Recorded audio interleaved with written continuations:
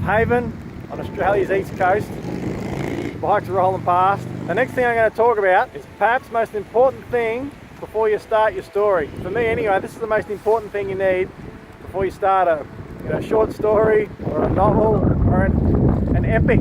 And it's basically the idea line. You can call it the idea line or the premise, whatever it may be. It's basically your story summed up in one sentence.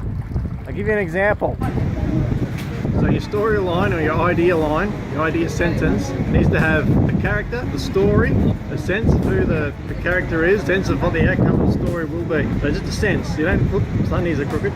You don't need to know everything about the character, all his ways, just a sense of who he is and a sense of what way the story is going. What I mean by that, example, say Casablanca, you might say the line would be a man who is Rick, former expatriate of the USA, finally meets his true lost love and he gives it all up to fight the Nazis. So you should start with something like that. Rocky would be an ordinary man, gets an opportunity to fight the heavyweight champion of the world. So you're starting with a character, some kind of hint of the story. You've got to start with some kind of something.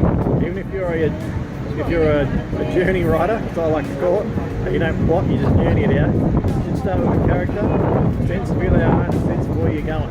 At least start with that. For me, that's the most important thing, to have your idea line, the idea line set. It could take you weeks, months, even years to get your idea line going. To get your idea line out there. Character, story, sense of who the character is, sense of the outcome of the story. I'm going to go back to my iced coffee. A couple of reasons why I believe is having this idea line or this story sentence, to sum up your story in the one go, why it's crucial. There's another reason, not just, well, it'll keep you writing when you know what it's about. It's great for an editor, if you can write to an editor. So this is what my story's about in one sentence, that's really catchy. You'll hook them. They want to look more of your work. Not only that, for the readers as well. Readers can get hold of one sentence, it really drags them in, makes hook a reader as well. Port Macquarie Lighthouse, hopefully you can hear me over the wind. One reason why,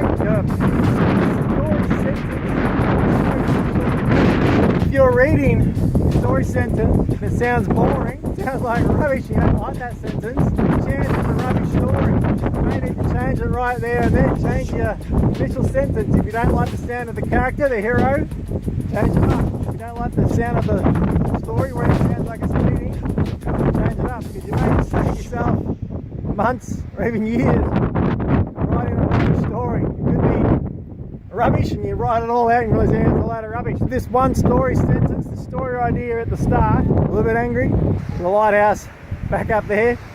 Won't go any closer in case I drop the phone and I lose my footage. So if you get your story sentence right, this one idea and it sounds awesome, and you know you've got something and you can work with it. So get that first idea right. That's pretty crucial, getting this first story idea right. When I wrote my epic, my trilogy epic, that's all I had to start with. One story sentence. I had a character, a vague outline of a plot, a subtle semblance of who the character was, and a subtle outline of how it was going to finish, and that's all I knew. Then I went through nearly 500,000 words, 3 books, a glorious adventure. Writing, I'm a journey writer, I'll write as I go, but I also have an idea, a map to start with. Same with me young adult standalone, then in World War II, it's a little bit touch of sci-fi to it, but all I had was the character, the young girl, it's in Poland, young Polish girl, had a rough outline, semblance of where the story was going to go and what the outcome was going to be. And then I started to go on the journey with her, but I had that story sentence to start with and it sounded exciting. It kept me fired up and pumped to do the work over the next years or so. So you get that right and you'll be pumped, excited about it, and ready to go. The editors will be pumped when they read it. Movie producers, readers, people want to go to a movie if they make it into a movie, everyone. So it's one reason why I believe it's so important to get this first sentence happening. Port Macquarie Township. One of the best things for getting your story sentence, story line in that one sentence, is that it allows you to run over the various aspects of the story in your mind. Various different ways that you can tell the story. That's what I did with my epic trilogy. I drove around France for 10 weeks. As I was driving through the hillside, the French Riviera, I was running the story through my mind, the various paths it could take, all the possible outcomes, getting all the ideas and sending it all up here and storing it all in here.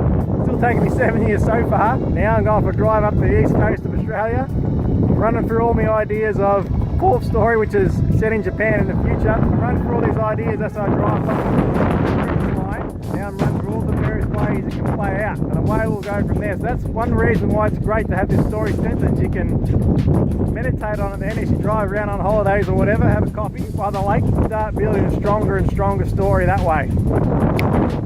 So I'm taking the ferry across. One thing you may need when you're writing your epic, give yourself a lot of time. When I was working on this Japan one, it's been over years, and I had a dream about it about a month ago, and it sort of set the whole thing in motion. So take a ride on the ferry, keep your mind thinking, and let your story alone. Build and build and build over many weeks, many months, even a year. You can get a masterpiece. Don't just bang out something quick, something epic. So subscribe and thumb up and share. Remember the book, Swim in Puddles, if you want to change your mindset. It's definitely changed my mindset, but